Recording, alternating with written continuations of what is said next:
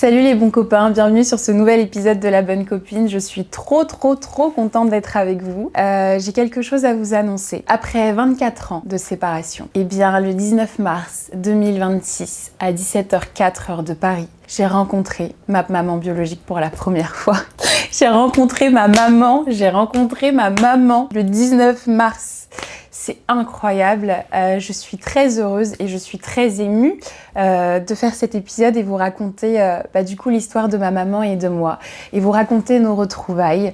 Et dans cet épisode, je vais aussi incorporer des vidéos que j'avais prises de mon téléphone, de ma maman et moi. Donc j'espère que c'est un épisode qui va vous plaire. Je ne sais pas si je l'ai déjà dit dans d'autres épisodes avant ça, mais ma maman, je l'ai retrouvée le 8 janvier 2024 sur Facebook avec mon ex-copain. C'est d'ailleurs lui qui a retrouvé ma maman sur Facebook. Et depuis la date du 8 janvier 2024, ma maman et moi, on échange tous les jours sur WhatsApp, en vidéo, en téléphone, en appel et par message. Et on n'avait pas eu l'occasion, avant le 19 mars 2026, de se rencontrer. Et donc, j'ai beaucoup de choses à vous dire et je suis déjà très émue. Pour comprendre un peu pourquoi est-ce que j'ai grandi sans ma maman, je vous invite à regarder mon dernier épisode sur YouTube dans lequel je raconte la manière dont j'ai grandi dans une famille polygame. Parce que dans cet épisode, j'explique les raisons culturelles, religieuses et sociales qui ont poussé et qui ont fait que ma maman et moi avons été séparés. Mais je vais recontextualiser ici aussi dans cet épisode en quelques lignes pourquoi j'ai pas grandi avec ma mère. Ma maman, elle a été mariée de force à 15 ans à mon père. Elle ne voulait pas de ce mariage, elle n'a jamais voulu de ce mariage. Parce qu'elle avait 15 ans, parce qu'elle rêvait de faire de grandes études et de devenir journaliste, et aussi parce que mon papa, c'était comme son tonton. Elle connaissait mon papa depuis qu'elle avait 11 ans, donc elle a grandi avec mon père et ses autres femmes, puisqu'il est polygame. Et donc pour elle, ce mariage, c'était vraiment une abomination. Mais malheureusement, ma maman, elle n'a pas eu de soutien, puisque c'est une enfant. Et dans ma famille, les enfants n'ont pas de droit, n'ont même pas d'identité. Ils se contentent de suivre une famille et un bon jour, ils deviennent grands, ils se marient et bizarrement, là, ils doivent avoir leur propre identité. Et c'est ce qui s'est un peu passé pour ma mère, puisque les deux femmes de mon père qu'il avait épousées à ce moment-là l'ont forcé à épouser ma mère, et ma mère n'a eu aucun soutien de sa famille puisque eux ont accepté ce mariage-là. La seule personne qui s'est opposée au mariage de ma mère et de mon père, ça a été mon grand-père. Et même lui, malheureusement, sa voix n'a pas suffi. Et qui dit mariage forcé, dit rapport sexuel forcé, dit rapport sexuel non consenti. Et ça a un mot, ça s'appelle un viol.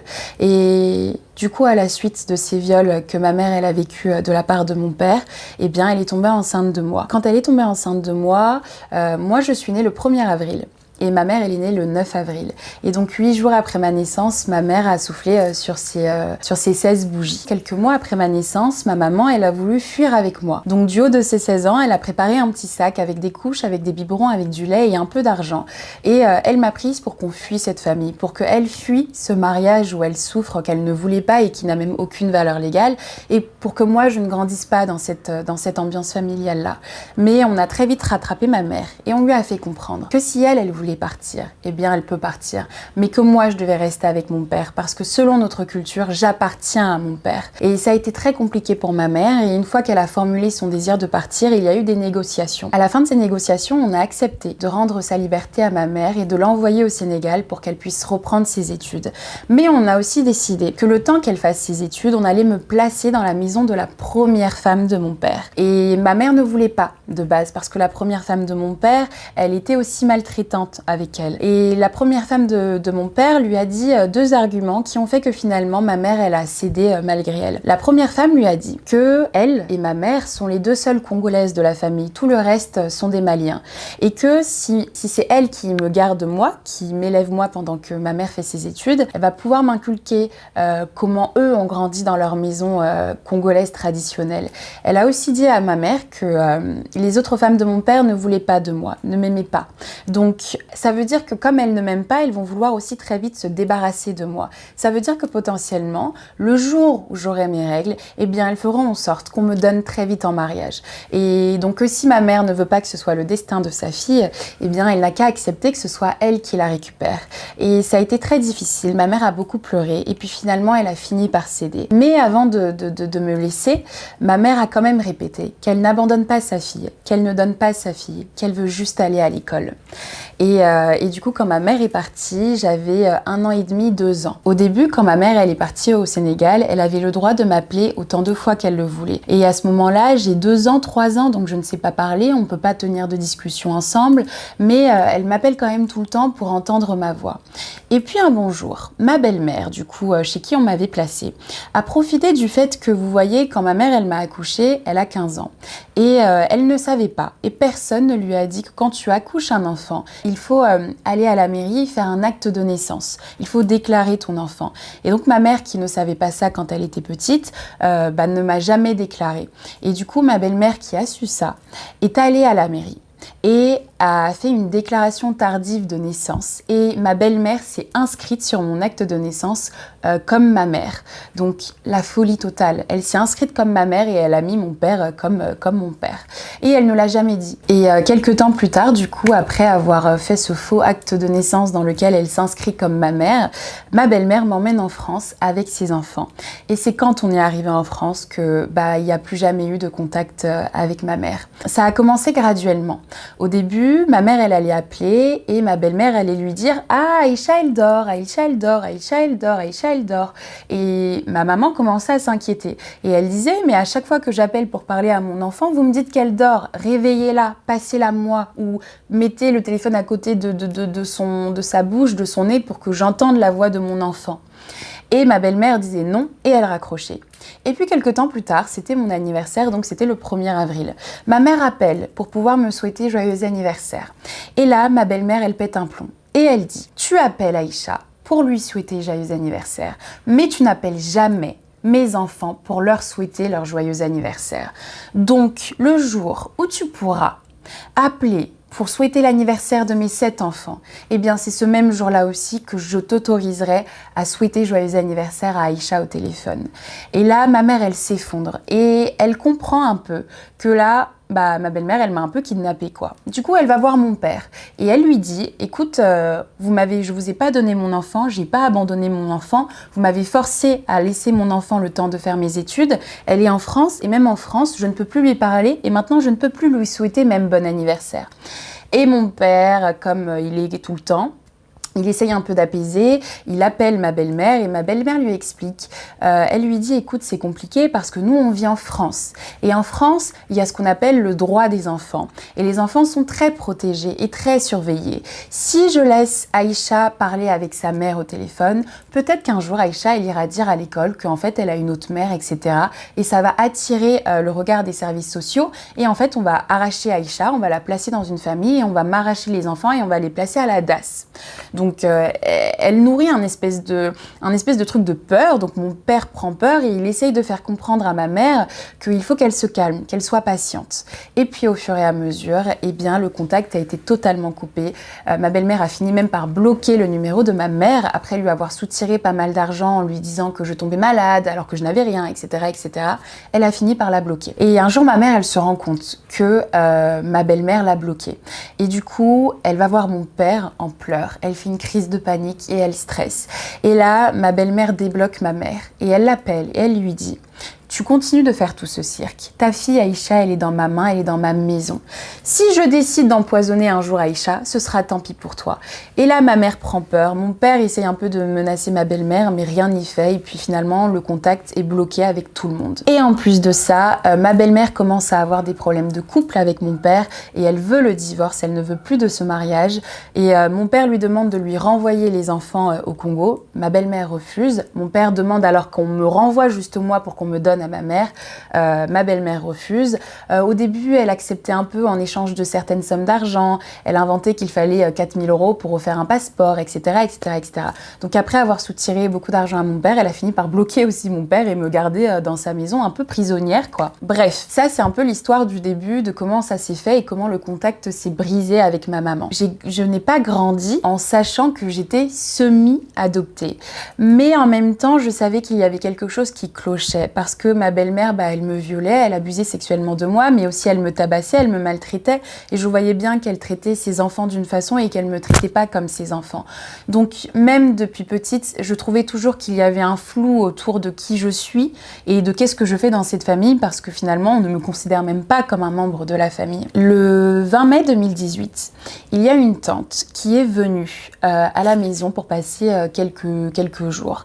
Et quand elle est venue à la maison pour passer quelques jours, elle m'a vue. Et elle a vu que j'avais beaucoup de cicatrices sur le corps, mais elle a aussi vu que j'avais un regard triste, que j'avais un regard vide. Et elle a discuté avec ma belle-mère, et ma belle-mère, elle s'est vantée devant cette femme-là, d'un jour m'avoir brûlé la main, d'avoir allumé le gaz et de m'avoir brûlé la main. Et ma belle-mère s'est aussi vantée du coup de comment elle me frappait ou de comment elle me maltraitait, et surtout comment j'étais vraiment une petite fille bien obéissante, et alors qu'en 2018 j'ai déjà 18 ans. Et du coup cette femme, cette tante, quand elle part de chez nous, elle arrive au Congo. Et elle cherche le contact de ma mère. Et elle voit ma mère et elle lui dit « Il faut que tu ailles récupérer ta fille parce que je pense que sinon ta fille, un jour, elle va mourir. » Et parce qu'elle n'est pas bien traitée dans cette maison là-bas. Et là, ma mère, elle pète un plomb. Et elle pleure et elle crie. Et elle va chez mon père. Et elle dit « Vous m'avez volé mon enfant. Vous m'avez kidnappé mon enfant. Vous m'avez coupé tout contact avec mon enfant. Je me suis rapprochée de l'ambassade. L'ambassade n'a rien pu faire pour moi. Et aujourd'hui, j'apprends que ma fille est maltraitée dans les mains de ta femme. » Et mon père stresse, mon père panique, il appelle ma belle-mère, je ne sais pas ce qui s'est dit ce moment-là. Mais je me souviens, moi, que c'est une période où je voyais ma belle-mère sortir pour répondre au téléphone et elle revenait très stressée. Jusqu'au jour où, là on est le 20 mai 2018, jusqu'au jour où le 22 mai 2018, et je n'oublierai jamais cette date, ma belle-mère me fait asseoir dans le salon. Et elle me convoque et elle fait partir tout le monde de l'appartement. Et là, elle me dit « Aïcha, je ne suis pas ta mère. En fait, tu as une mère qui est au Congo. Je ne suis pas ta vraie mère. » Et quand elle me dit ça, j'ai juste les oreilles qui sifflent. Et je m'effondre par terre et je pleure et je crie.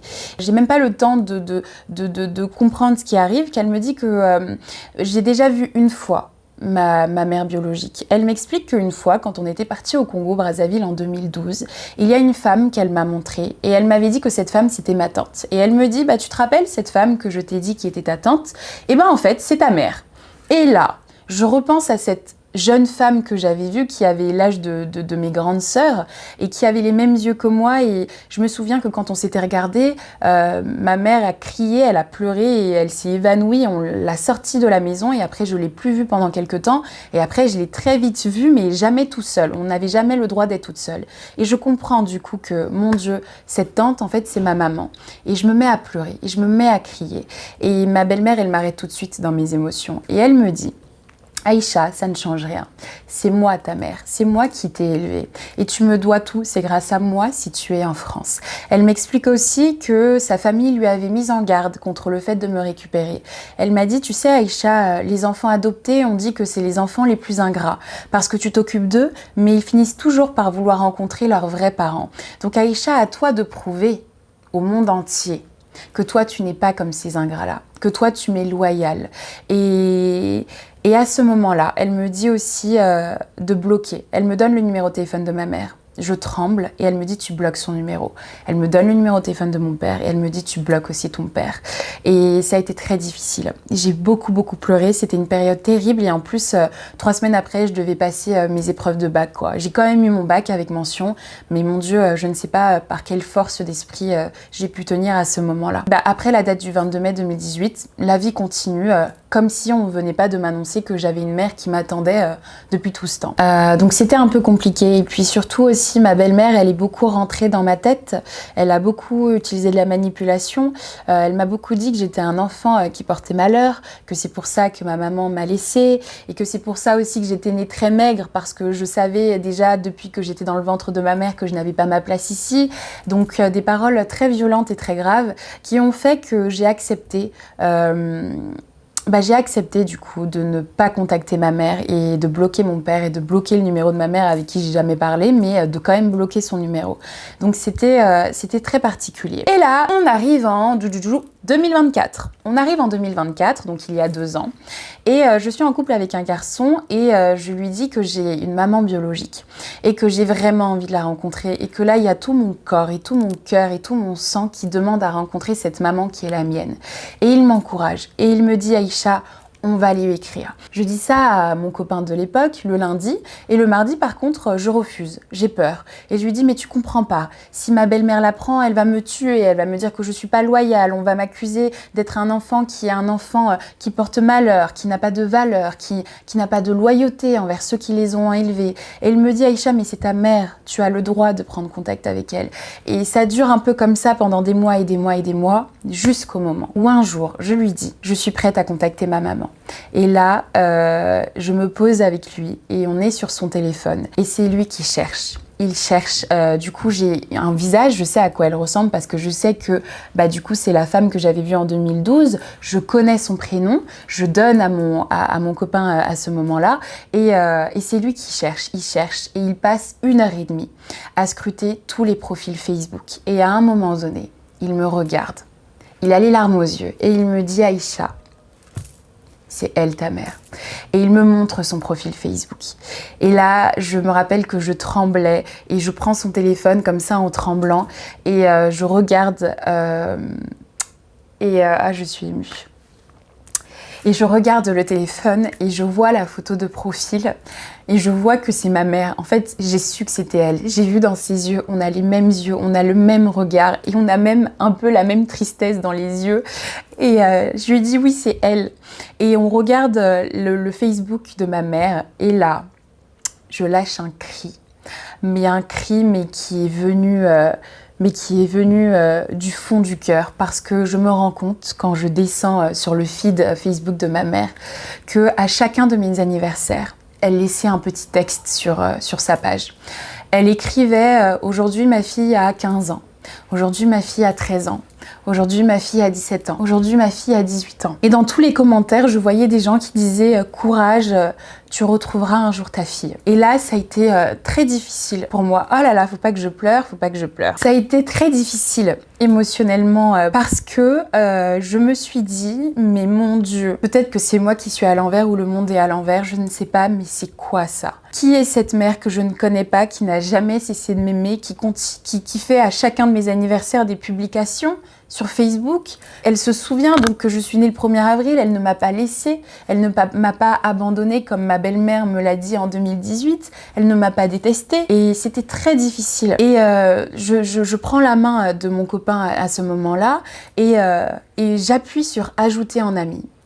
Et après, dès que j'appuie sur ajouter en ami, j'ai l'impression de voir d'un coup le visage de ma belle-mère et je prends peur et je panique. Mais je me dis c'est pas grave, je m'accroche. Et quand 2 minutes plus tard, je vois qu'elle ne m'a pas ajouté en retour, j'enlève l'invitation. J'ai paniqué, je me suis dit, ah bah voilà, c'est sûr, elle ne veut pas reprendre contact avec moi. Et en fait, je suis venue l'embêter, etc. Et du coup, j'enlève l'invitation Facebook. Et puis ensuite, 5 minutes plus tard, je la rajoute quand même sur Facebook. J'attends 5 minutes pour voir si elle m'ajoute en retour et elle ne m'ajoute pas. Et donc là, je me dis que c'était peut-être un signe du destin. Et donc, j'enlève ma demande d'invitation d'amis de Facebook. Et là, j'éteins mon téléphone. Je rentre chez moi, je dors. Le matin, j'allume mon téléphone et le premier truc que je vois, les amis, une notification Facebook. Et je vois que j'ai un message de ma maman. Et je lis juste la première ligne où elle écrit « Ma fille, Aïcha, c'est toi ?» point d'interrogation. Et j'appelle mon copain et je cours et je vais le voir. Et je lui dis « Elle m'a répondu ». Elle m'a répondu. Et là, lui aussi se met un peu à pleurer, tout le monde est un peu stressé et on ouvre le message ensemble. Je pensais qu'elle allait m'insulter, je pensais qu'elle allait me faire des reproches, je pensais qu'elle allait me dire « Mais depuis 2018, tu es au courant que je suis ta mère et tu n'as pas pris ce contact avec moi. » Et en fait, elle ne me dit rien de tout ça. Elle m'écrit « Ma fille, est-ce que c'est bien toi, Aïcha ? Sache que je n'ai jamais cessé de t'aimer et que je t'aime. Je suis contente si c'est vraiment toi que tu fasses ce premier pas. Laisse-moi faire les autres. Voici mon numéro de téléphone. Appelle-moi ou écris-moi si tu le souhaites, s'il te plaît. » Et là, quand ma mère m'écrit ce message, on est le 8 janvier 2024. Et petite parenthèse, mais ce podcast, je l'ai créé le 8 janvier 2025 en hommage à ce qui s'est passé l'année dernière. Et c'était très émouvant et je lui ai répondu « Oui, c'est moi, d'accord, je vous écris sur WhatsApp » parce qu'elle m'a envoyé un numéro canadien. Donc c'était très fort. C'était très très fort. Et à partir de ce moment-là, ma mère et moi, on commence à échanger sur WhatsApp. Elle m'envoie des photos de moi, petite. Elle m'envoie des photos de moi bébé. Elle m'envoie une photo d'elle quand elle était enceinte de moi. Elle m'envoie une photo d'elle au mariage forcé avec mon père.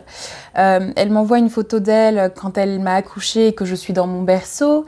Et je pleure et je suis émue. C'est la première fois que je me voyais bébé. J'ai jamais vu une photo de moi bébé et pourtant j'ai grandi avec des demi-frères et sœurs dont la mère leur montrait sans cesse comment elle s'occupait d'eux quand ils étaient bébés. Elle avait toujours des anecdotes à leur raconter quand ils étaient bébés et moi j'ai jamais eu ça. Et là je retrouve ma mère et elle m'explique que par exemple quand elle était enceinte de moi, elle dormait beaucoup, qu'il y avait toujours des animaux qui venaient se poser sur son ventre. Elle m'explique tout un tas de trucs, des anecdotes qu'une maman finalement raconte à son enfant, voilà quoi. Et je suis très émue et puis à un moment donné, moi je lui envoie en même temps que j'étais en couple, donc je lui envoie une photo de moi et mon copain. Je lui dis que j'ai 24 ans maintenant, que j'ai fait des études de droit, que j'ai dû arrêter, que j'adore la musique, que j'aime beaucoup manger, mais que je n'aime pas spécialement cuisiner. Donc on est là, c'est un peu bizarre, on s'écrit. Elle m'écrit très vite. Moi, je prends quand même du temps à lui répondre, mais dès que je lui réponds, elle me répond très vite. Et c'était très émouvant. Je revois ce moment, je suis un peu émue. Pardon. Et là, ma mère, elle m'envoie des photos et elle me dit « Aïcha, écoute, je me suis mariée en 2012 avec un homme qui était mon meilleur ami. Et en 2012, j'ai donné aussi naissance à mon deuxième enfant, ton petit frère, qui s'appelle Enzo. » Et elle me dit, 1 an plus tard, j'ai eu une fille aussi. Et elle m'envoie des photos de son mariage, elle m'envoie les photos de ses beaux enfants. Et j'étais contente parce que je voyais qu'elle avait l'air heureuse, qu'elle avait l'air bien. J'apprends aussi que j'ai une grand-mère et que j'ai un grand-père et que ses parents sont en vie. J'apprends que j'ai une grand-mère qui a toujours cru, qui a toujours su que je reviendrai et que ma mère et moi on va se retrouver. J'ai appris que j'ai une grand-mère qui a gardé les premières boucles d'oreilles de quand on m'a percé les oreilles quand j'étais un nouveau-né. Et elle a gardé ces boucles d'oreilles là. Elle a gardé les premières couches que j'ai portées. Quand je suis née, mon père a acheté un frigo. Un grand frigo pour ma grand-mère. Et ce frigo, ça fait au moins 25 ans qu'il ne fonctionne plus. Mais ma grand-mère l'a gardé. Il est dans sa chambre, à côté de son armoire. Et j'ai appris que j'ai une grand-mère qui a appelé ce frigo le frigo de Aïcha. Et c'est dedans qu'elle gardait mes couches. Des petites photos qui étaient très vieilles, parfois un peu brûlées. Et donc, je suis très très émue. Je vous dis ça, ça me renvoie, mais c'est des larmes de joie.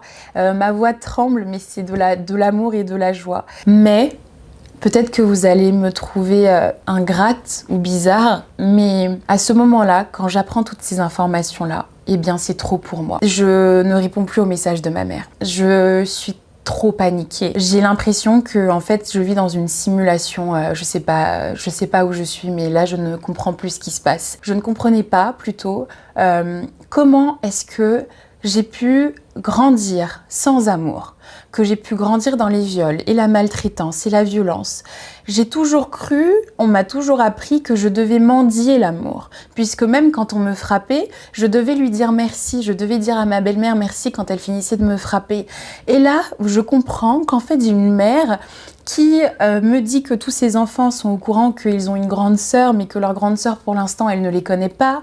J'apprends que j'ai une grand-mère, j'apprends qu'il y a toute une partie d'une famille qui m'a toujours attendue, qui m'a toujours aimée, et je vois ce dans quoi j'ai grandi, et j'ai eu peur à ce moment-là, parce que je me suis dit, je suis trop traumatisée, je suis trop triste et trop blessée pour leur apporter quoi que ce soit. Je vois sur les photos de famille de ma mère avec les enfants et son mari qu'ils sont heureux. Je vois que ma grand-mère, elle a l'air bien. Et donc, ils ont réussi à se construire sans ma présence. Alors, pourquoi leur infliger mon retour? Pourquoi leur infliger ma présence? Et puis surtout, j'apprends aussi l'histoire de pourquoi ma mère et moi n'avons pas grandi.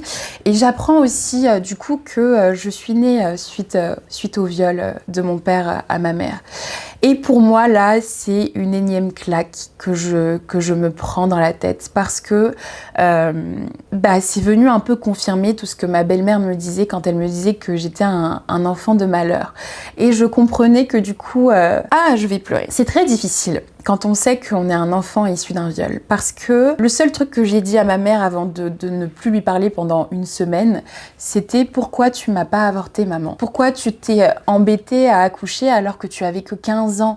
Alors, pourquoi tu t'es... » Et elle me disait « Mais Aïcha, pourquoi tu dis ça, Aïcha? Mais ça va pas. Et si je devais repasser par là pour t'avoir toi, je le referais 100 fois dans 100 vies. » Et pour moi, c'était difficile à entendre ça. Et je trouvais pas ça glorieux ni joli que ma mère, elle puisse me dire que malgré tout, elle est contente de m'avoir. Je trouvais qu'elle était un peu folle. Je me suis dit, mais c'est quoi ça? C'est quoi cet amour incroyable, si grand, pour que même quelque chose d'aussi grave, en fait, ça devienne quelque chose qui t'a apporté un bonheur.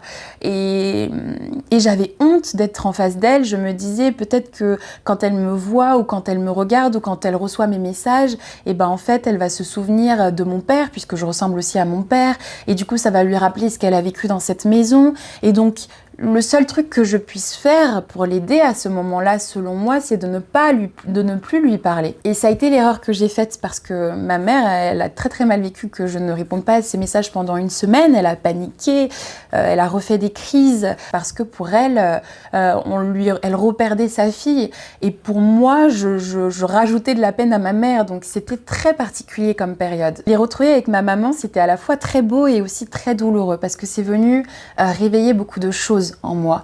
Et puis en plus, c'est aussi les mêmes moments où j'ai dénoncé les violences incestueuses que j'ai vécues. À ce moment-là, je n'avais pas encore déposé plainte. Donc juste, je subissais les appels de la famille qui essayaient de me dissuader d'en parler à d'autres personnes. C'était très compliqué. Je recevais les messages de menaces aussi de mes demi-frères et sœurs avec qui j'ai grandi. Donc c'était une période très fouillie pour moi. C'était une période où je retrouvais ma mère, j'apprenais mon histoire de vie, mais en même temps, je me fais menacer parce que j'ai décidé de parler des violences que j'ai vécues. Donc c'était une période qui était très bizarre. Et puis au final, je prends 7 jours où je me ressource. Je crois qu'à ce moment-là, mon copain de l'époque m'avait même emmenée dans le nord pour qu'on aille se reposer quelques jours parce que j'avais vraiment la tête comme ça, quoi. Et puis au final, je reprends contact avec ma mère au bout de 7 jours et je lui demande pardon de cette absence-là et je lui demande si pour la première fois, depuis qu'on s'est retrouvés, je peux l'appeler au téléphone. Et je l'appelle au téléphone et je dis « Allô ?» et j'entends juste ma mère qui crie au téléphone, qui crie et qui pleure et qui dit « Ma fille ». Et elle me dit « Mais c'est ta voix, c'est donc ça ta voix, Aïcha ». Et du coup, je pleure. Et je dis « Oh là là, tu as une si jolie voix » et je ne savais pas comment l'appeler. Je n'arrivais pas à prononcer le mot « maman » parce que pour moi, maman, c'était encore ma belle-mère et j'étais traumatisée même juste de sortir ce mot de ma bouche. Donc je lui disais, je l'appelais par son prénom. Je disais « Oui, tu as une voix très douce » et finalement, j'ai un peu la même voix que ma mère. Un peu peut-être plus aiguë que ma mère, mais on est vraiment les mêmes meufs, quoi. Et ensuite, on s'est appelé en vidéo. Et elle a vu mon copain de l'époque. Elle m'a montré mes frères et sœurs qu'elle a eus. Ils étaient tous très contents de me voir. Le premier, son deuxième enfant, du coup, pas moi, mais son premier enfant en dehors de moi, a pris le téléphone pour me montrer que j'étais le fond d'écran de son iPad. C'était très émouvant, c'était très beau comme moment et les enfants m'appelaient Yaya, Ya Aïcha, puisque mon prénom c'est Aïcha, et Ya, chez nous, c'est un préfixe qu'on met avant un prénom quand on parle d'une grande sœur ou d'un grand frère. Par exemple, moi c'est Aïcha, je suis leur grande sœur, donc c'est Ya Aïcha. Ma copine, elle s'appelle Léa, et du coup, ils vont l'appeler Ya Léa, par exemple.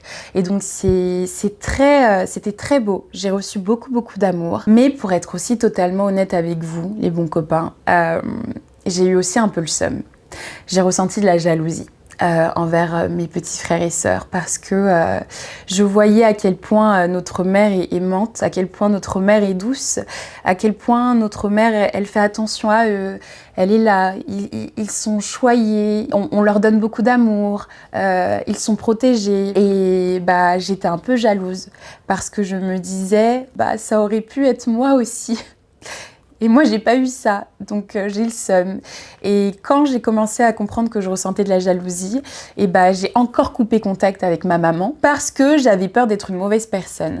Et j'avais peur et je m'en voulais. Et je me disais, mais Aïcha, comment tu peux ressentir de la jalousie envers tes petits frères et sœurs? Évidemment qu'ils soient protégés, évidemment que je veux qu'ils soient protégés. Mais quand même, j'étais très jalouse, j'étais très triste. Je me souviens, à ce moment-là, j'en avais parlé avec la psy.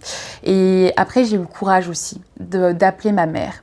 Et de lui dire, écoute, je voulais te dire que quand je t'ai vue avec les enfants et que je vous voyais et que je voyais comment ils se collaient à toi et tout ça, j'ai ressenti de la jalousie. Et je pensais que ma mère, elle allait me dire, t'es une mauvaise personne, Aïcha. Et en fait, ma mère, elle a rigolé. Et elle m'a dit, mais c'est normal, ma fille. Mais je comprends, tes émotions, elles sont valides, Aïcha. C'est normal que tu ressentes ça. La jalousie, c'est pas mauvais quand on sait ce qu'on en fait, tu vois. Et le fait que tu le reconnaisses et que tu en parles, c'est bien que tu n'as aucune mauvaise intention. Et là, j'ai pleuré de soulagement et je me suis dit, merci maman, merci. Et c'est d'ailleurs à ce moment-là, je crois que je l'ai appelée maman. C'est dans cette période-là que je l'ai appelée maman pour la première fois et que je l'ai renommée dans mon téléphone. J'avais mis son prénom et finalement, j'ai mis maman aussi. Et là, le temps passe, etc. Et il faut aussi savoir que la raison pour laquelle ma mère et moi, on n'a pas pu se rencontrer entre 2024 jusqu'à la date du 19 mars 2026, c'est parce que moi, j'ai fait des demandes de visa pour aller au Canada pour la rejoindre. Toutes mes demandes ont été refusées parce que malheureusement, je pense qu'il fallait que je mente. Il fallait pas que je dise la vérité. Et dans ma demande de visa, j'avais dit que je voulais rencontrer ma maman biologique. Et ensuite, le gouvernement canadien m'a répondu en me disant que, au vu de la raison pour laquelle j'ai annoncé que je voulais aller au Canada, ils avaient peur que après je décide de m'installer illégalement et que je ne veuille plus repartir de leur pays après le délai du visa passé. Donc j'avais beaucoup pleuré quand on m'avait annoncé cette nouvelle-là. Et puis aussi quand ma mère, elle, a voulu venir, et en fait elle a appris qu'elle était enceinte de jumeaux. Donc je suis aussi ravie de vous annoncer que je suis grande sœur de jumeaux avec qui j'ai 25 ans d'écart. C'est quand même assez fou. Gros bébé d'amour. Et là je vous dis ça maintenant avec le recul. Mais quand ma maman, elle m'a annoncé qu'elle était enceinte de jumeaux, et que du coup, comme la grossesse est déjà avancée, parce qu'à ce moment-là, elle a 39 ans, et en fait, fallait qu'elle soit beaucoup surveillée. Et donc, elle ne pouvait pas prendre l'avion, parce qu'en fait, c'est risqué. Et en plus de ça, elle a vraiment des rendez-vous chez le docteur tous les 5 jours. Et du coup, j'étais un peu triste, parce que je me disais, mon Dieu, le destin, la vie s'acharne sur moi et ma mère, on ne pourra jamais se rencontrer. Cette rencontre entre moi et ma mère. Donc, c'est pour ça que elle et moi, on n'a pas pu se rencontrer entre 2024 et 2026. Et du coup, le 1er janvier 2026, donc il y a quelques mois, ma mère, elle m'appelle et elle pleure et elle m'annonce que en fait maintenant tout est bon. Les jumeaux qui sont nés prématurés, et maintenant ils peuvent prendre l'avion, ils sont suffisamment forts et en bonne santé. Et en plus de ça, son passeport est sorti, donc elle va prendre l'avion et on va se rencontrer au mois de mars. Et quand ma mère, elle me dit ça, du coup on est le 1er janvier, elle et moi on pleure au téléphone et on rigole et j'entends les bruits des enfants derrière qui célèbrent le fait que en fait maman et moi on va pouvoir se rencontrer. C'était très émouvant, je suis un peu émue encore.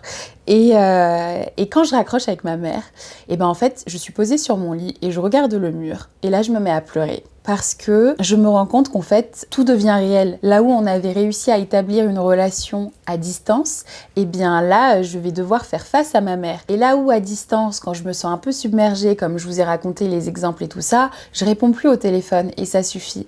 Mais là, je vais la voir, donc je ne peux pas fuir, je ne peux pas ne pas lui répondre quand elle me parle. Donc j'appréhende un peu et en même temps, je me demande est-ce qu'elle va me trouver belle? Est-ce qu'elle va m'aimer? Est-ce qu'elle va trouver que je suis bien une bonne personne? Je commence à beaucoup stresser et à beaucoup me remettre en question. Et je pense que ça découle aussi du fait que comme dans l'enfance, j'ai été beaucoup exclue, j'ai eu peur aussi quelque part qu'une fois que ma mère, elle me rencontre en vrai, qu'elle aussi, elle puisse m'exclure.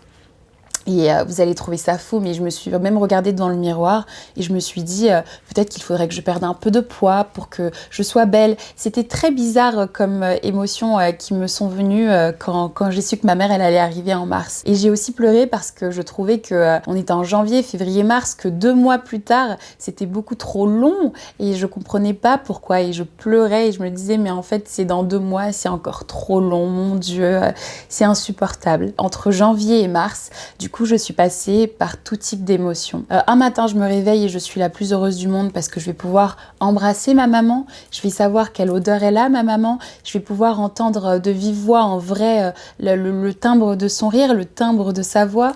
Je suis à la fois reconnaissante et je me sens comme la plus invincible du monde. Et puis le lendemain, je vais pleurer. Et je vais me sentir même en colère parce que je vais encore me dire mais pourquoi maman, elle m'a laissée? Et pourquoi c'est pas juste? Et je me sens mal et je suis stressée. Et toutes ces choses-là qui me viennent en esprit. Donc en fait, à ce moment-là, j'ai même cru frôler la folie parce que j'étais totalement incohérente. Si vous me voyez en semaine A, j'allais être la plus contente et en semaine B, j'allais être la plus stressée, la plus anxieuse du monde. Finalement, on arrive donc à la fameuse date du 19 mars 2026. Et la veille, je pose un jour de congé au travail parce que je me connais et je savais que j'allais être dans tous mes états. Et effectivement, la veille, je me suis réveillée, je me suis assise au parc et j'ai passé mon après-midi à pleurer. Mais à pleurer et à la fois de joie, et à la fois de gratitude, et à la fois de stress. Parce que je me repose encore les mêmes questions que je me suis posées. Est-ce qu'elle va m'aimer? Est-ce qu'on va bien s'entendre? Surtout que une semaine avant que ma mère elle arrive, eh bien, on faisait que se disputer. On faisait que se disputer. Moi, je ne prenais pas ça comme des disputes de mère et fille. À chaque fois qu'on se disputait et qu'on allait se raccrocher fâchés, à chaque fois, je me disais, ça y est, elle va m'abandonner. Ça y est, elle va me laisser. Ça y est, elle en a marre, elle a pas envie de s'enquiquiner avec moi. Donc pour moi, les disputes mère-fille, c'était très grave. Je le prenais comme vraiment, c'était la fin du monde, quoi. Et je pense, parce que après, quand je l'ai vu, on a parlé de ça, que plus on se rapprochait du jour J, et plus moi, j'étais stressée, et plus elle était stressée, et du coup, la communication, elle était un peu électrique. Ensuite, on arrive au fameux jour J, le 19 mars 2026. Je me réveille à 8h du matin. Je fais des tours dans ma maison. Je mets de la musique. J'essaye de danser. Je regarde à la fenêtre. Je regarde ma montre. J'ai l'impression que le temps passe hyper doucement. Je me réveille à 8h. Je sais que ma mère, elle atterrit, qu'elle arrive à Paris à 17h02. Donc, je suis hyper stressée. Je me suis douchée 7 fois. J'ai pris ma douche 7 fois parce qu'à chaque fois, je trouvais que je ne sentais pas assez bon, que j'étais pas assez propre pour pouvoir embrasser ma mère. J'ai essayé... je suis un peu émue. J'ai essayé de me balader dans ma rue pour prendre l'air. Je me suis arrêtée chez le boulanger, chez toutes les personnes que je connais dans ma rue pour leur dire aujourd'hui c'est le jour J. Ma maman elle arrive et ils étaient tous contents pour moi. Le boulanger m'a offert des croissants. Enfin c'était très émouvant pour moi. Et ce jour-là, on avait aussi avec deux de mes meilleures copines, on avait prévu de se retrouver. Elle voulait venir chercher ma maman à la gare avec moi. Une n'a pas pu venir à la gare mais elle est venue après et je suis allée avec celle qui était là, donc Léa. Et on est allé boire un café. Et arrivée au café, j'ai pas pu m'empêcher de dire au serveur et au directeur du café qu'aujourd'hui j'allais rencontrer ma maman biologique après 24 ans de séparation. Et on était très émus et plus l'heure approchait, plus on se regardait avec ma copine Léa. Moi je tremblais, Léa tremblait. On a pris nos clics et nos claques et on est allé chercher ma maman. Et je m'imaginais 1 milliard de scénarios. Je me disais, qu'est-ce que je vais dire quand je vais voir ma mère? Est-ce que je vais dire maman et je saute dans ses bras? Est-ce que je dis bonjour et je lui fais la bise? Est-ce que je me suis imaginé 1 milliard de fois la scène. Plus on s'approchait du lieu où ma mère elle était et plus je stressais, je tremblais, je marchais hyper vite, je bégayais, vraiment c'était terrible. Et quand je suis arrivée, c'est pas moi qui ai vu tout de suite ma mère, c'est ma mère qui m'a tout de suite vue. Et elle a dit allô Aïcha. Et j'ai crié maman et j'ai sauté dans ses bras. Et ma mère, elle fait 1m60 et moi, je fais 1m74. Donc, j'ai une toute petite maman. Et j'ai sauté dans ses bras et elle était toute petite et moi, j'enveloppais son corps. Ma mère, elle sent la vanille et elle sent la fleur. Et j'étais là et elle était avec la poussette, avec les bébés et j'étais Je sais pas, j'ai eu l'impression que le temps s'arrêtait. Et à un moment donné, je sens juste que mes jambes se lâchent, mes jambes lâchent totalement. Et c'est ma mère, du haut de ses 1m60, qui me soulève pour me maintenir debout, pour pas que je sois par terre. C'était très émouvant. C'était très très émouvant. C'était vraiment l'un des plus beaux jours de ma vie, quoi. Sincèrement. Oh maman, je suis très émue, pardon. Et moi, après, je me ressaisis très vite et je regarde les bébés, ils sont tout mignons. Et le garçon, parce que c'est un garçon et une fille, il me regarde, on pleure, on rigole et on sort de la gare. Et en fait, juste j'entends un boum quand on sort de la gare et c'est ma maman qui... elle ne peut pas, enfin elle pleure. Elle pleure à tel point où tout son pull était mouillé, mais vraiment mouillé comme si on lui avait jeté un seau d'eau. Je regarde un peu paniquée avec Léa, on s'assoit en terrasse, on boit de l'eau et ma mère elle est juste là à regarder le ciel et à dire Dieu merci, Dieu merci, Dieu merci. Et du coup ma mère elle est arrivée le 19 mars et elle est partie le 10 avril. Du coup on a passé 3 semaines à peu près... qui ont été très fortes et très riches en émotions. Moi, j'ai voulu que ma mère, elle rencontre tous mes amis et toutes les personnes qui un jour m'ont tendu la main. C'était très important pour moi que toutes les personnes qui m'ont aidée, qui m'ont aimée, qui m'ont conseillée, elles puissent rencontrer ma mère. Et pour ma mère, c'était très important de rencontrer toutes ces personnes qui ont aidé à ce que sa fille ne perde jamais espoir. Et j'étais très heureuse que tous mes copains voient ma maman et tout ça. Mais par contre... quand elle voulait que je rencontre sa belle-sœur, son beau-frère, etc. Et moi, j'étais très anxieuse parce que j'avais peur qu'ils ne me considèrent pas comme ils considèrent mes petits frères et sœurs. Eux, ce sont les oncles et les tantes de mes frères, mais moi, je ne suis rien à part la fille de ma mère. Et quand ma mère, elle me disait ça, à chaque fois, je pleurais et je disais « Mais maman, pourquoi tu veux m'infliger ça ?» Et elle me faisait comprendre, Aïcha, c'est aussi ta famille, tu sais, c'est ma belle famille, c'est ta famille. Partout où moi je vais, tu as ta place. Et cette phrase-là, je l'oublierai jamais parce que c'est la première fois que je me suis sentie à ma place. Et j'étais très reconnaissante. J'ai rencontré la mamie de mes petits frères et sœurs, que j'appelle mamie aussi affectueusement. J'ai pris 4 kilos. Parce qu'elle faisait que me donner à manger, enfin c'est le travail des mamies. À un moment donné, ma mère et moi, on a dormi ensemble, elle est venue dans mon petit appartement et elle a laissé les bébés chez la mamie. Ma maman, elle a prié dans la maison et tout ça, béni le Seigneur, et après elle a fait le ménage. Ma maman, on s'est réveillé le matin et on est allé en terrasse prendre un café et des croissants. Et c'était le premier petit déjeuner que je partageais avec ma mère. Et... dès qu'on nous a apporté les boissons chaudes, ma mère, elle disait à la serveuse « Vous savez, aujourd'hui, c'est mon premier café avec ma fille. » Et je disais « Mais maman, c'est bon !» Et on a bu le café et j'ai pleuré parce que c'était mon premier café avec ma mère. Et après, on s'est reposé en terrasse et c'était mon premier verre avec ma mère. Et j'ai filmé tous ces moments-là. Et il y a un moment où il y a quelque chose qui m'a marquée, c'est que un matin, je me suis réveillée. Et ma maman, j'ai vu qu'elle m'avait fait le petit déjeuner. Elle m'a cuisiné une omelette avec de l'oignon et tout ça. Et elle a chauffé du lait et elle a mis du Nesquik, du chocolat. Et elle m'a dit « Ma fille, ton petit déjeuner est prêt. » Et c'est la première fois de ma vie qu'une maman me faisait le petit déjeuner. Et surtout, c'est pas une maman, c'est la mienne, c'est ma maman. Je mange les œufs que ma maman, elle m'a cuisinés. Et je prends ma fourchette pour prendre un morceau d'œuf et en fait, j'arrive pas. Je pleure.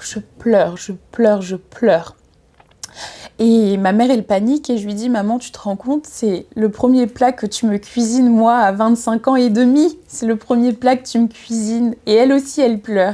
Et la mamie des bébés, ma mamie à moi, du coup, qui dit « Arrêtez de pleurer, pleurer, c'est quand on est triste. Là, on ressent la joie. » Et mamie, elle m'a demandé est-ce que j'aille acheter une bouteille de champagne. Et on a bu du champagne parce qu'il faut célébrer la vie. Et c'était splendide. C'était les meilleurs œufs, la meilleure omelette que j'ai mangée de toute ma vie. J'oublierai jamais cette saveur-là. Et c'était incroyable. Et ensuite, mon beau-père est venu.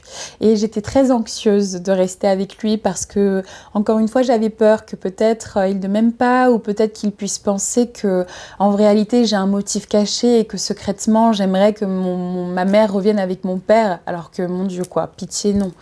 Et j'ai été très honnête avec mon beau-père et on a discuté. Il a été aussi très honnête avec moi. Il m'a expliqué qu'effectivement, au début de leur relation, dans les années 2012, il était un peu anxieux. Pas contre moi parce que je suis un enfant et pour lui je suis innocente, mais plutôt contre mon père. Il avait beaucoup de colère contre mon père et la manière dont il a traité ma mère. Et j'avais peur qu'il n'arrive pas à dissocier ça et que moi je me retrouve au milieu. Et je lui ai expliqué que moi j'ai pas grandi avec des parents. Donc s'il peut me considérer comme sa fille, alors je serai la plus heureuse du monde.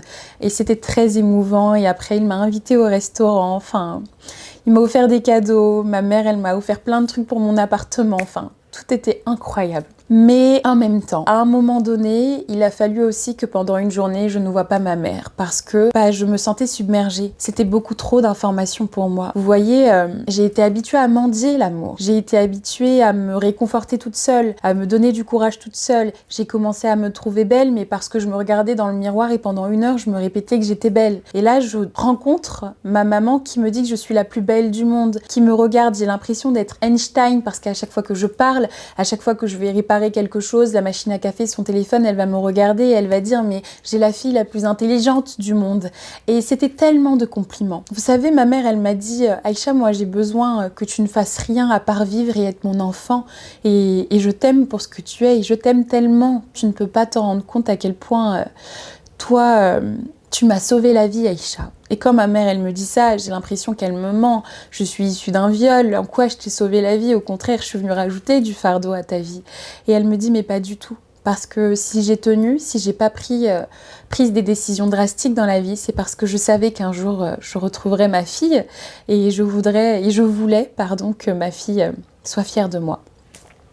C'était très émouvant, mais en même temps c'était très dur pour moi. J'étais pas habituée à recevoir autant d'amour, donc je pense que j'ai voulu retourner dans ma zone de confort.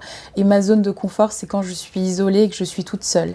Et j'ai réussi quand même à en discuter avec ma mère, donc c'était splendide. Un truc qui est assez faux et que je voulais partager avec vous aussi, c'est que j'ai longtemps pensé que j'avais un rire de chèvre. Et puis quand j'ai vu ma maman, et en fait, j'ai le même rire qu'elle. Du coup, je trouve plus que j'ai un rire de chèvre. Je trouve que j'ai le plus beau rire du monde entier. Parce que c'est celui de ma maman. Parce que c'est ma maman qui m'a transmis ça. Ma maman et moi, on a les mêmes yeux. On a le même regard. On a la même façon de dévisager quelqu'un quand quelqu'un fait quelque chose de bizarre. On est toutes les deux béliers. On a des traits de caractère très similaires. On est toutes les deux très têtues, très bornées. Et j'ai été émerveillée parce que je me suis dit, mais mon Dieu, la pomme ne tombe jamais loin du pommier. J'ai enfin trouvé ma place. J'ai accepté et je me suis tue quand ma belle-mère, elle me violait ou elle me frappait. Parce que je pense que quelque part, j'espérais qu'un jour elle allait m'aimer. Et je pensais qu'en souffrant, peut-être qu'un jour je serais digne aussi de son amour. Et puis, en fait, non, parce que on n'a pas besoin de souffrir pour être aimé. On n'a pas besoin de se sacrifier pour mériter de l'amour. Et ça, je l'ai appris avec ma mère. Vous savez, la première fois que j'ai dormi avec ma mère dans le même lit, j'étais hyper stressée. J'étais comme ça dans la couette, comme un piqué droit parce que j'avais peur. Et avant, quand je sentais que je m'endormais, j'avais tellement peur, par exemple, de péter pendant mon sommeil parce que je me disais, mon Dieu, si je pète, peut-être que ça va la dégoûter, peut-être que ça va puer, je sais pas. Enfin, voilà. Et maintenant que je vous le dis, je rigole, mais c'est sincèrement les pensées que j'ai eues quand j'ai dormi à côté de ma maman pour la première fois. Et le matin au réveil, je sens pas bon de la bouche, j'ai la laine du matin et ma mère elle me parle et je lui parle et je sens que je sens pas bon de la bouche, mais ma mère ça ne lui est même pas traversé l'esprit. Elle me regarde comme si je sais pas, je sentais la fleur au lever du soleil et j'étais vraiment... Et c'est là où j'ai su que il y a le vrai amour, quoi. Il y a le vrai amour. Et je suis très touchée. Donc voilà pour cet épisode, les bons copains. Je suis tellement heureuse de faire cet épisode et je suis tellement heureuse de partager ça avec vous. Ça fait 1 an maintenant que ce podcast existe et vous m'avez vu raconter tous mes états presque. Et aujourd'hui, ça me tenait à cœur aussi de partager cet immense bonheur que je ressens avec vous. Et du coup, pour la fin de cet épisode, parce que je suis pas très forte en montage, donc je peux pas faire des trucs stylés où il y a des vidéos qui apparaissent pendant que je parle. Mon maximum que j'ai fait, ce sont les photos qui apparaissent. Donc pour la fin de cet épisode, je vais vous laisser avec certaines vidéos de ma maman et moi, quand on dansait, quand on rigolait. Et surtout, je vais vous laisser aussi avec la vidéo dans laquelle ma mère et moi, on souffle pour la première fois les bougies de mon anniversaire. Puisque j'ai fêté mes 26 ans le 1er avril et pour la première fois, j'ai pu fêter mon anniversaire avec ma mère. C'était très émouvant ce jour-là. J'ai soufflé mes bougies 25 fois pour rattraper les 25 années sans elle. Donc je voulais vous partager ça. Je vous fais des gros bisous. Et pour conclure, j'ai envie de vous dire les gars, maintenant, je sais ce que ça fait que de recevoir des gros bisous et des gros câlins de sa maman.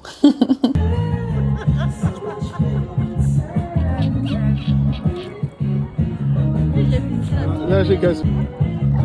C'est romantique, maman. C'est trop mignon. Je veux danser. Là, si tu te couvres le visage, on saura plus que c'est toi. Dis-moi. Maman.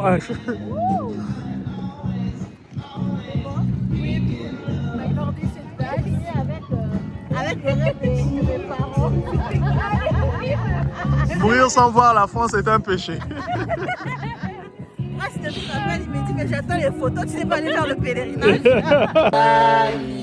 Anniversaire, joyeux anniversaire, joyeux anniversaire, Aïcha, joyeux anniversaire.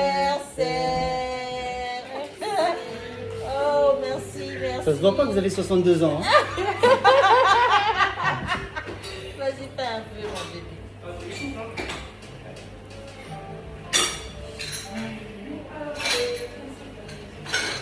Bravo, princesse. Bravo. Bravo.